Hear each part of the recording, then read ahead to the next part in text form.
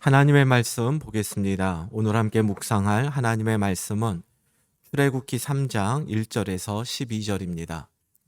출애굽기 3장 1절에서 12절 말씀 봉독하겠습니다.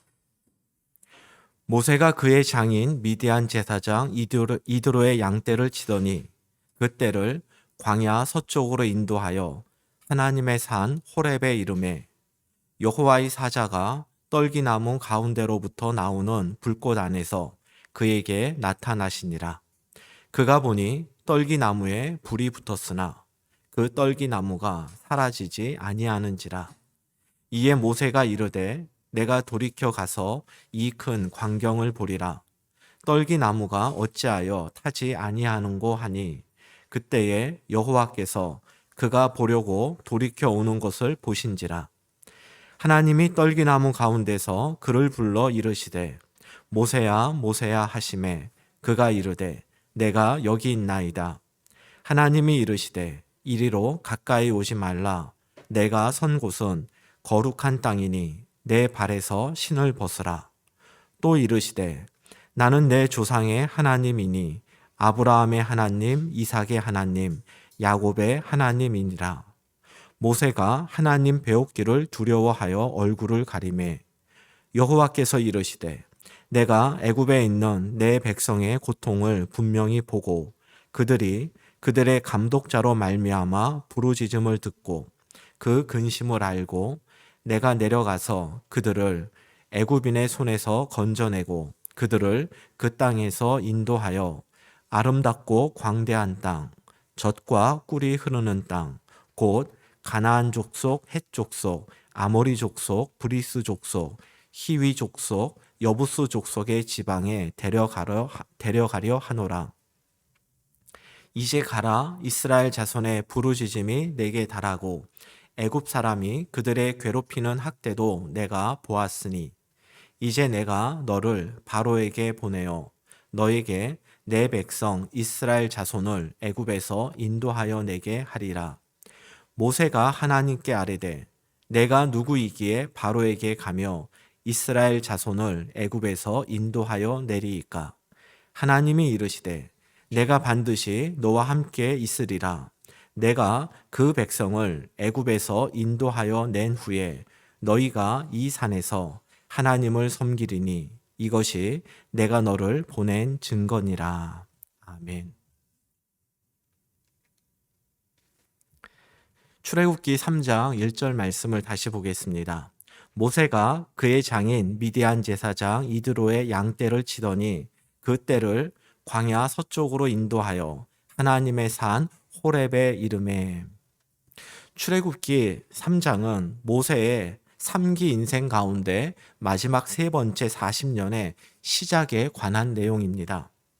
이스라엘을 위해서 특별한 일을 할 수 있으리라 자신했던 모세는 광야에서 장인의 양을 치며 사는 동안 자신의 무능함과 한계를 절감했고 애굽 왕 바로뿐 아니라 이스라엘 백성들에게 잊혀져 갔습니다. 바로 이때 하나님께서 모세를 찾아오셨습니다. 사도행전 7장 30절을 보면 모세가 하나님을 만난 오늘 이 장면이 40년이 찼을 때라고 나옵니다. 이것은 모세가 미디안에서 광야 생활을 40년간 했다라는 의미입니다. 다시 말해서 모세 나이 80세에 하나님을 만나게 되었습니다. 미디안에서 처가 40년 동안 처가살이 하던 이 모세가 어느 날 호렙산에 도착을 했습니다. 호렙이라고 하는 말의 의미는 황량한 곳, 마른 땅, 그리고 식물이 자라지 않는 불모지 이런 의미입니다. 그리고 이 호렙산의 또 다른 이름이 우리가 잘 알고 있는 시내산입니다. 즉 호렙산과 시내산은 같은 산을 의미합니다. 그리고 1절에서 호렙산을 하나님의 산이라고 표현을 했는데 이것은 호렙산이 원래 가지고 있었던 별명이 아니라 오늘 우리 본문처럼 모세가 이곳에서 하나님을 만나고 또 출애굽한 이스라엘 백성들이 바로 이 호렙산 즉 시내산에서 하나님을 만날 뿐 아니라 십계명을 비롯한 율법을 받았기 때문에 붙여진 별명입니다. 출애굽기 3장 2절입니다. 여호와의 사자가 떨기나무 가운데로부터 나오는 불꽃 안에서 그에게 나타나시니라. 그가 보니 떨기나무에 불이 붙었으나 그 떨기나무가 사라지지 아니하는지라. 모세는 호렙산에서 떨기나무에 불이 붙은 것을 보았습니다. 호렙산의 나무들은 우리가 생각하는 아름드리 나무가 아니라 사람 허리 정도 되는 작은 키에 그 가지는 앙상하게 마른 메마른 나무였습니다. 그래서 뜨거운 태양열로 인해서 떨기나무에 불이 붙는 그 자연 발화는 호렙산에서는 특별한 일이 아니었습니다. 게다가 이 나무들이 듬성듬성 떨어져 있기 때문에 한 나무에 불이 붙어도 옆으로 옮겨 붙지 않고 혼자 타다가 꺼져버리기 때문에 이 불이 붙은 나무는 걱정할 일이 아니었습니다. 그런데 평소와 다른 점이 모세의 눈에 들어왔습니다. 2절 하반절입니다. 그가 보니 떨기나무에 불이 붙었으나 그 떨기나무가 사라지지 아니하는지라. 분명히 나무에 불이 붙었는데 그러면 이 나무가 불에 타서 사그라들어야 하는데 그대로 있었다란 얘기입니다. 나무도 그대로 있고 불꽃도 사그라들지 않았습니다. 출애굽기 3장 3절입니다. 이에 모세가 이르되 내가 돌이켜 가서 이 큰 광경을 보리라. 떨기나무가 어찌하여 타지 아니하는고 하니 그때에 모세는 떨기나무가 타지 않는 그 이유를 알아보기 위해서 가던 길을 돌이켜 떨기나무로 가까이 다가갔습니다. 내가 돌이켜 가서 보리라 하는 모세의 말과 또 그렇게 직접 움직인 모세의 행동은 이상한 불꽃에 대한 호기심이 아니라 하나님의 임재를 경험한 모세의 삶에 이제 극적인 전환이 일어날 것을 암시하는 표현입니다. 우리는 모두 하나님을 믿습니다. 그런데 우리의 믿음에는 차이가 있습니다. 어떤 사람은 예수님을 믿기 전과 믿은 후에 확연하게 다른 삶을 살아가는 사람이 있는가 반면 예수님을 믿기 전이나 믿고 난 이후에나 그 삶에 변화가 없어 보이는 사람도 있습니다. 왜 이런 차이가 날까요? 그것은 바로 하나님의 임재의 경험이 있느냐 없느냐에서 기인하는 차이입니다. 기독교에서 말하는 임재란 하나님이 인간에게 나타나는 사건을 가리킵니다. 즉, 하나님을 믿기는 하지만 하나님 임재의 경험이 없는 사람은 그 믿음이 추상적이기 때문에 세상을 보는 시각이 달라지지 않습니다.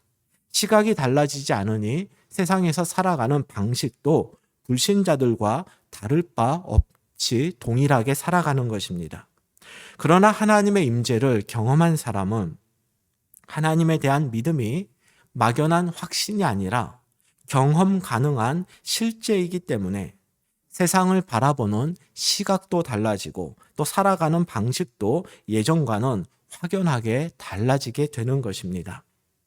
모세와 관련된 책자 가운데 그 사람 모세라는 책이 있습니다.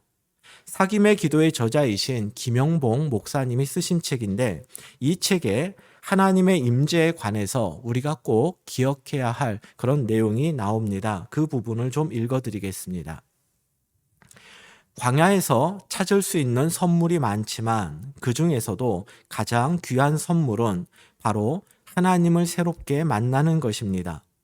물론 광야에서 하나님을 체험하는 것이 그리 흔하게 일어나는 일은 아닙니다. 모세의 경우 40년이 걸렸습니다. 때로 광야를 모두 지나도록 하나님이 자신을 한 번도 만나주지 않는 것처럼 느껴질 때도 있습니다. 그것은 우리가 통제할 수 있는 일이 아닙니다. 하나님이 그분의 계획에 따라 정하고 행하시는 일이기 때문입니다. 하지만 한 가지 분명한 것이 있습니다.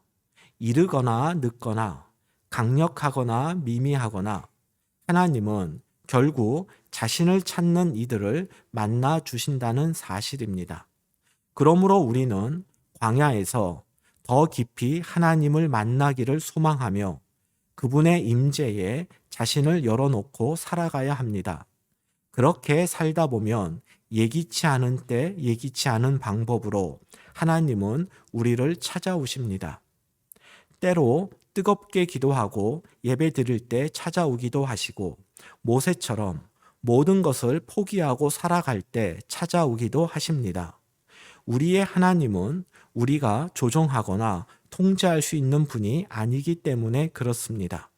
하지만 우리가 그분을 만나기 원하는 것보다 더 간절히 그분은 우리를 만나기 원하십니다.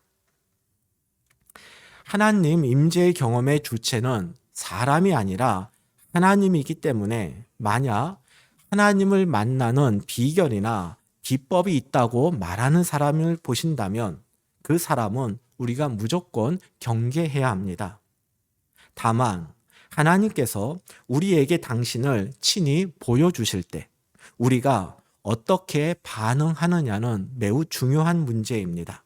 왜냐하면 우리의 반응에 따라서 우리는 하나님을 생생하게 만날 수도 있고 하나님의 임재를 깨닫지 못하고 그 기회를 놓쳐버릴 수도 있기 때문입니다.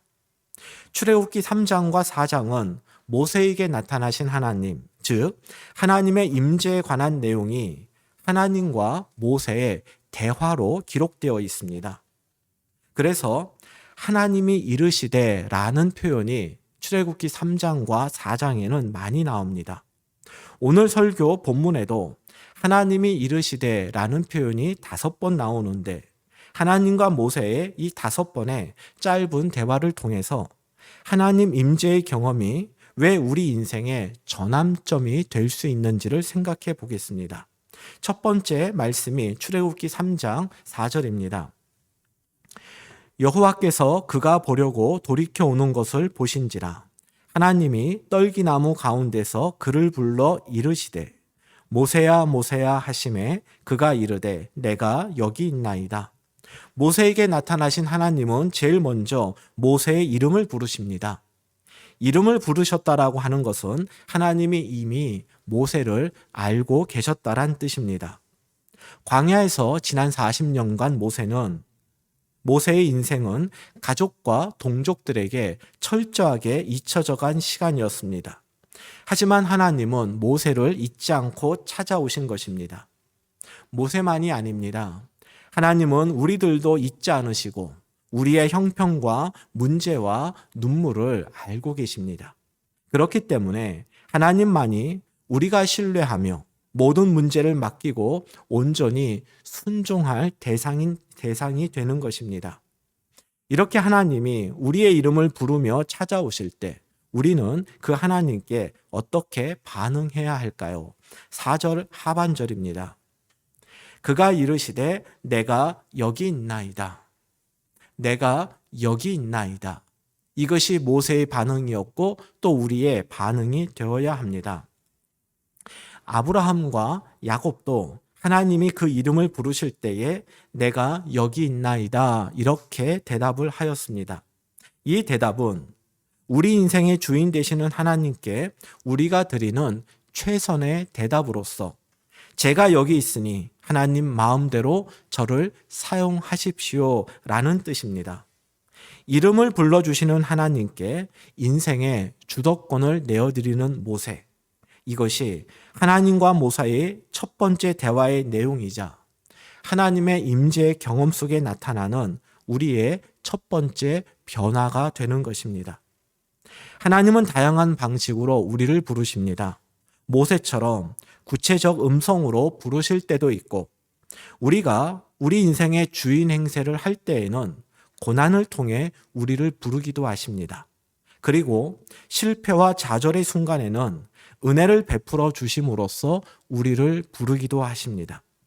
이처럼 하나님이 우리를 부르시는 방식은 사람마다 또 상황마다 다 다를 수 있지만 우리의 대답과 반응은 언제나 동일해야 합니다.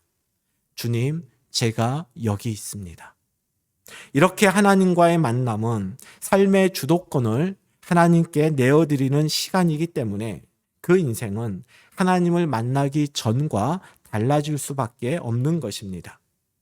하나님의 두 번째 대화가 5절에 나옵니다.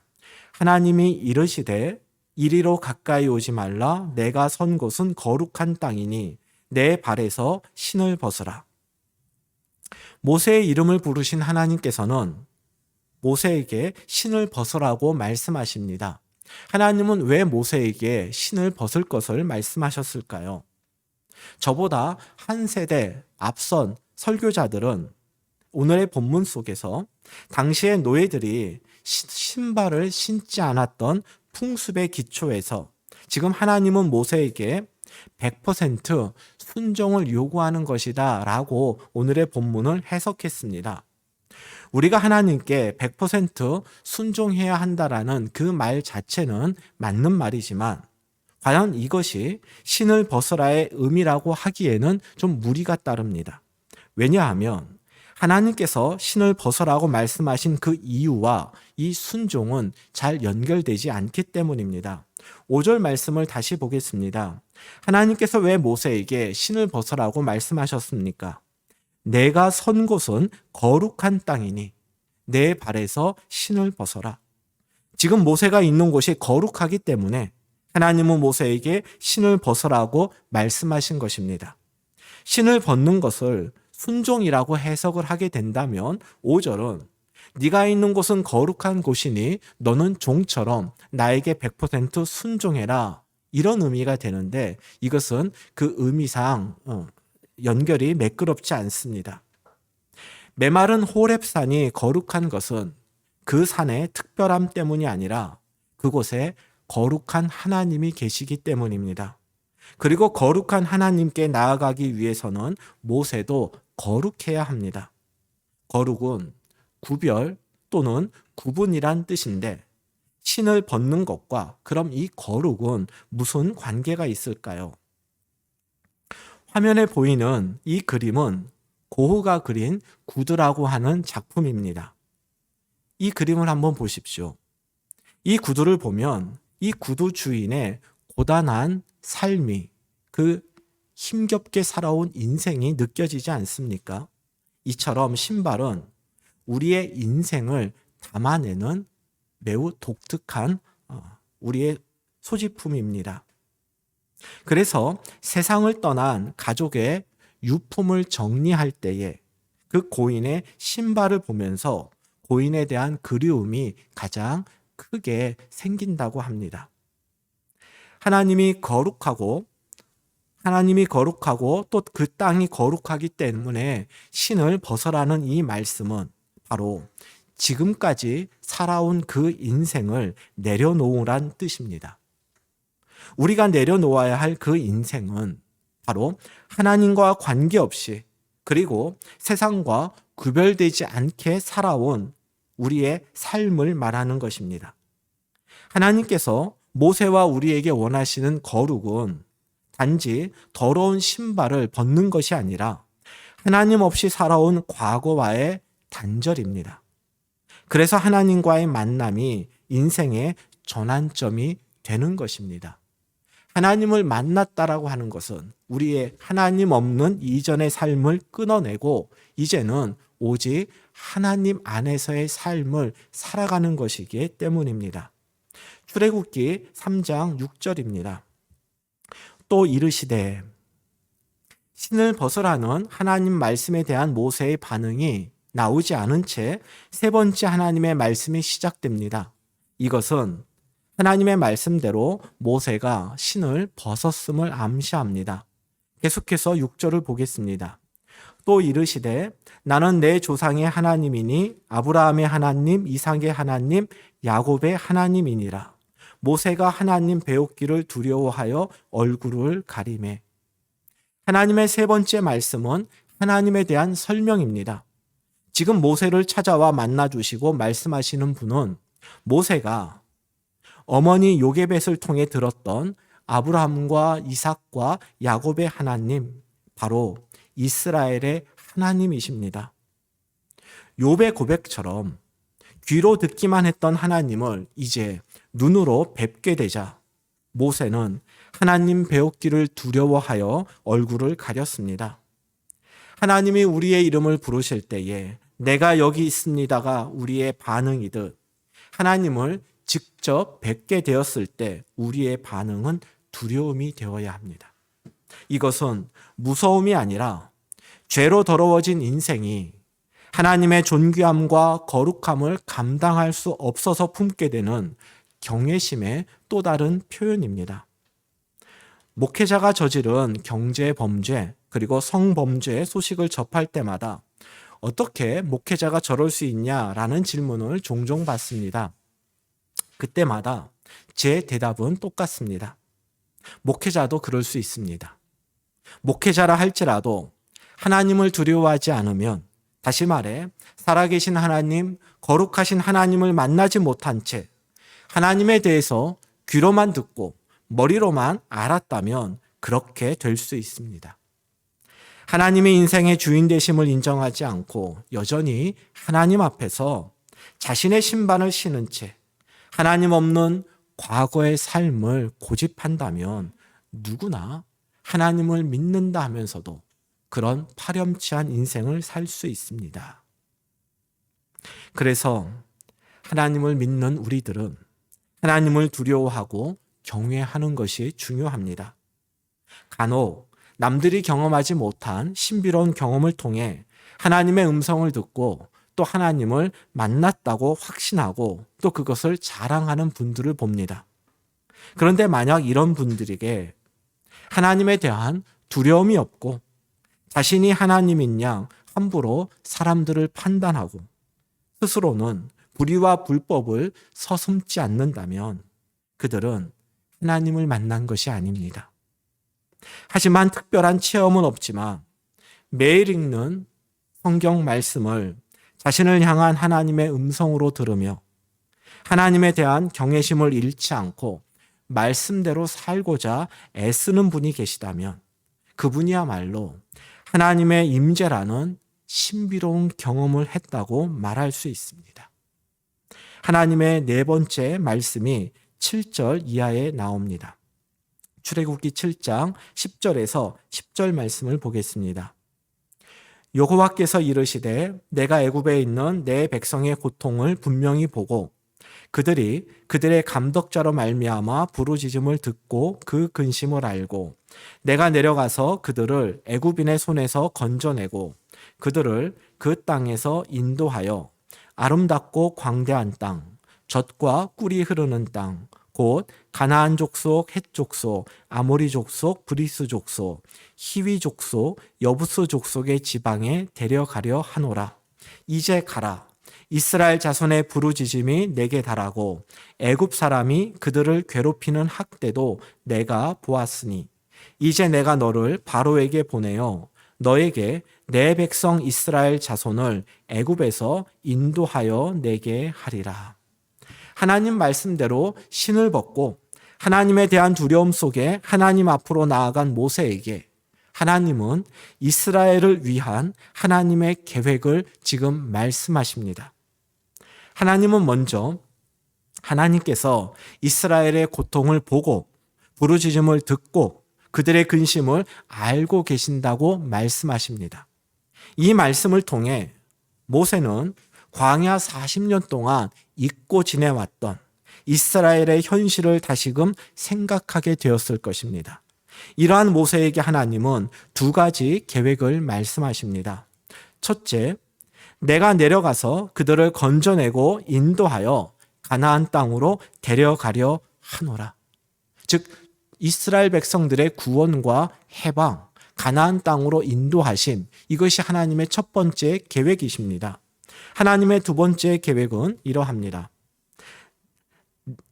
이제 가라, 내가 너를 바로에게 보내어 이스라엘 자손을 애굽에서 인도하여 내게 하리라. 하나님은 먼저 이스라엘을 구원할 주체가 하나님이심을 분명히 밝히셨습니다. 그리고 하나님이 이루실 이스라엘의 구원과 해방을 위해 모세를 하나님의 파트너로 지금 세우고 계십니다. 하나님의 임재 경험이 우리 인생의 전환점이 되는 이유가 바로 여기에 있습니다. 하나님과의 만남은 단순한 교제가 아니라 하나님께로부터 사명을 받는 시간입니다. 곧 하나님의 생각과 계획이 우리의 꿈과 비전이 되는 시간이 하나님의 임재를 경험하는 시간입니다. 그렇기 때문에 인생의 목표 없이 살던 사람에게 목표가 생기고 자신의 꿈을 이루기 위해서 살던 사람이 하나님의 꿈을 위해 달려가게 됩니다. 그래서 하나님의 임재를 경험한 사람은 그 경험 전과 후가 확연히 달라지는 것입니다. 모세는 하나님께서 맡기신 그 사명에 다음과 같이 반응을 합니다. 11절 말씀입니다. 모세가 하나님께 아뢰되 내가 누구이기에 바로에게 가며 이스라엘 자손을 애굽에서 인도하여 내리이까. 모세는 하나님의 부르심을 거절합니다.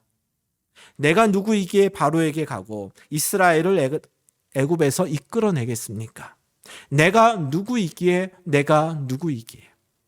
이 말은 모세가 40년 전 이스라엘 백성들에게 들었던 누가 너를 세웠느냐 하는 그 질문의 충격에서 모세가 아직도 벗어나지 못하고 있음을 의미합니다. 또한 광야 40년 생활을 통해 깨달은 자신의 전적 무능에 대한 고백이기도 합니다. 한마디로 모세는 바로에게 대항하고 이스라엘을 애굽에서 이끌어낼 힘과 능력이 없음을 지금 하나님께 말씀드리고 있는 것입니다. 이런 모세에게 이제 하나님께서는 두 가지를 말씀하시는데 이것이 오늘 본문에 나오는 5번째 하나님의 말씀입니다. 12절입니다. 하나님이 이르시되 내가 반드시 너와 함께 있으리라. 내가 그 백성을 애굽에서 인도하여 낸 후에 너희가 이 산에서 하나님을 섬기리니 이것이 내가 너를 보낸 증거니라. 내가 누구이기에 하나님의 맡기신 그 사명을 감당할 수 있겠습니까? 이런 모세의 질문에 하나님은 모세가 어떤 존재인지 혹은 모세에게 어떤 능력이 있는지를 설명하지 않으십니다. 만약 모세를 격려하고 모세에게 용기를 주기 위해서라면 모세야, 너는 자격이 충분하다. 너에겐 그만한 실력이 있다. 걱정하지 말아라. 이렇게 말씀하셔야 될 것 같습니다. 그런데 하나님의 첫 번째 말씀은 내가 반드시 너와 함께 있으리라 입니다. 모세가 자격을 갖추지 못하고 바로에게 맞설 힘도 없고 이스라엘을 이끌 지도력이 없어도 괜찮습니다. 모세와 함께 하시는 하나님께서 전능하신 분이기 때문입니다. 하나님의 일꾼은 자신의 힘과 실력으로 사명을 감당하는 것이 아닙니다. 사명자는 하나님의 힘과 능력을 드러내는 통로요, 도구이기 때문에 하나님이 함께 하신다면 우리의 연약함은 하나님의 뜻을 이루는데 아무런 문제가 되지 않습니다. 모세의 리더십을 이어받은 여호수아가 두려워 떨 때에도 하나님은 여호수아와 함께 하시겠다고 약속하셨습니다. 바사왕 고레스로 인해서 이스라엘이 큰 어려움을 겪게 될 때에도 하나님은 함께 하시겠다라는 약속으로 이스라엘을 위로하셨습니다.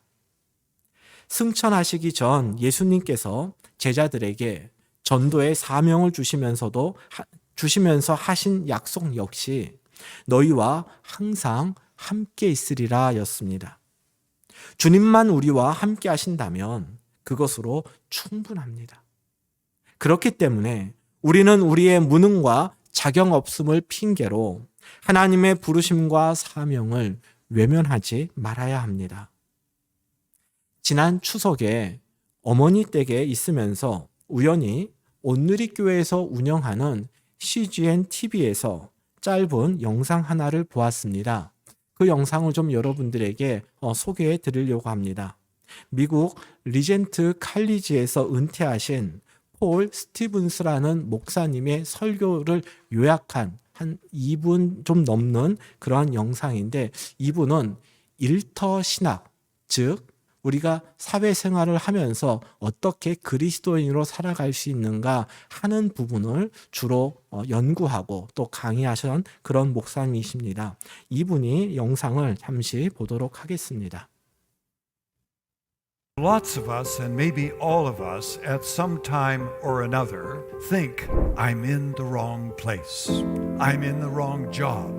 You're working in places like factories and offices and hospitals, universities and schools. And you may be thinking, oh man, what am I here for? I guess the best I can look for is to make some money in my job. But think of it. You are not a bundle of accidents, and God has sovereignly placed you in very significant situations where you can be an influence, a transformative influence. So know what you're doing. Very significant. When the Duke of Windsor was being raised by his father, King George V, his father, it is reported, would say to him every day, never forget who you are. And in a recent documentary on the Duke of Windsor, it came out that every time his father would say this, he would say to himself, yes, who am I? But I want to change one more word. Not just never forget who you are, but never forget whose you are. There's an old devotional book in English by Oswald Chambers in which he says, never allow the thought, I can be of no use where I am. Oh, it's not very significant what I'm doing. If I could only get to do the Lord's work, and be a preacher or an evangelist or a missionary or something like that, I would be doing something significant. But listen, He is a creator, and we continue to enter His creativity in entrepreneurship, in art and music and so on. They're doing God's consummating work. So don't ever say, I'm just doing secular work. You're doing the Lord's work, and it will change what you do and how you do it. If you every day you go to work say, I'm doing the Lord's work.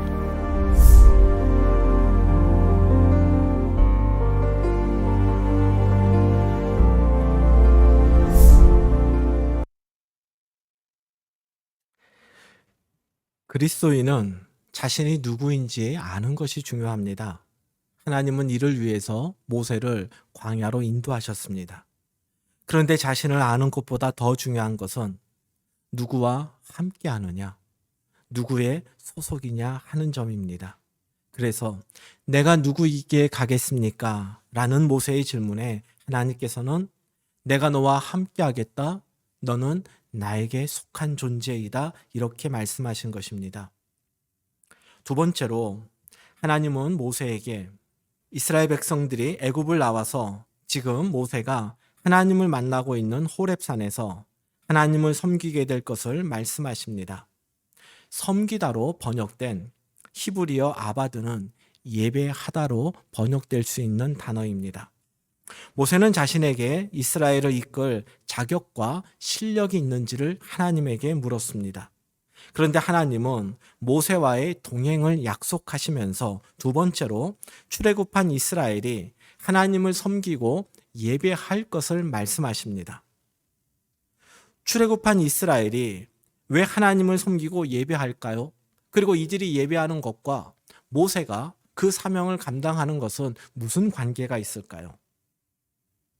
출애굽한 이스라엘 백성들이 하나님을 예배한다라는 것은 이들도 출애굽의 주체가 모세가 아니라 하나님임을 알았다란 뜻입니다. 하나님께서 우리를 애굽의 소나기에서 이끌어내셨기 때문에 우리가 이제 하나님을 섬기자, 하나님을 예배하자 그런 고백을 하게 된다는 이야기입니다.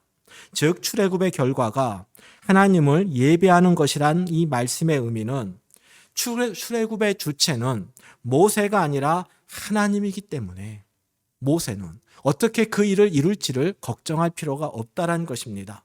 그리고 과연 그 일이 성공할 것이냐 그거에 대한 의구심도 가질 필요가 없습니다. 왜냐하면 하나님께서 모세를 통해 반드시 출애굽의 역사를 성취하실 것이고 그 결과 이스라엘 백성들은 하나님을 섬기고 예배할 것이기 때문입니다. 오늘의 말씀을 요약하겠습니다. 광야에 흩어진 모래알처럼 아무런 의미도 없이 잊혀진 존재로 살았던 모세는 하나님과의 만남을 통해서 출애굽의 위대한 지도자로 바뀌었습니다. 모세를 찾아온 하나님은 모세에게 5번 말씀하셨습니다. 하나님은 제일 먼저 모세의 이름을 불러주셨고 모세는 주님 내가 여기 있습니다 라고 고백함으로써 삶의 주도권을 하나님께 내어드렸습니다.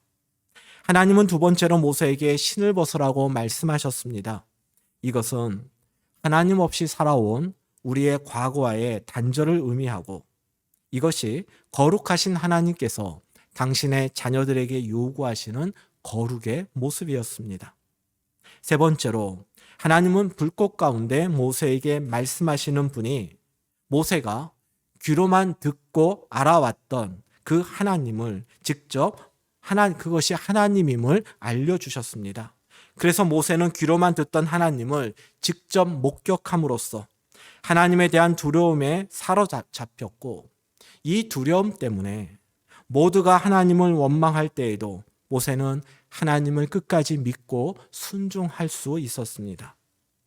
넷째로 하나님은 하나님을 두려워하는 모세에게 이스라엘의 구원과 해방이라는 사명을 주셨습니다. 그래서 40년간 장인의 양을 치며 메마른 광야와 같은 삶을 살던 80세 모세에게도 힘써 달려갈 인생의 목표와 비전이 생겼습니다. 다섯째로 내가 누구에게 그런 일을 하겠습니까? 라는 모세의 질문 앞에 하나님은 모세와의 동행을 약속하셨습니다. 이를 통해서 우리는 내가 누구인지 아는 것도 중요하지만 그거보다 더 중요한 것은 내가 지금 누구의 손에 붙잡혀 있으며 누구와 함께 하고 있는지를 아는 것이 더 중요하다는 것을 알게 되었습니다. 그리고 하나님은 출애굽의 결과 이스라엘이 하나님을 예배할 것을 말씀하심으로써 출애굽의 주체가 모세가 아니라 하나님 자신임을 분명히 밝히셨습니다. 사실 오늘 본문 속에 나오는 모세는 하나님을 직접 대면한 것이 아닙니다. 하나님과의 대화 속에서 하나님과 하나님의 임재의 경험이 깊어져 갔고 이러한 경험이 그의 인생에 극적인 변화를 가져온 것입니다. 그래서 저는 우리 포스텍 교회 모든 가족들에게 특별히 메마른 광야를 힘겹게 지나가는 우리 지체들에게 진심으로 부탁드립니다. 바쁘고 분주한 그 일과 속에서 말씀 앞에 머무르는 시간을 꼭 갖기를 바랍니다. 짧게라도 기도로 하루를 시작하고 하루를 마무리하시기를 바랍니다.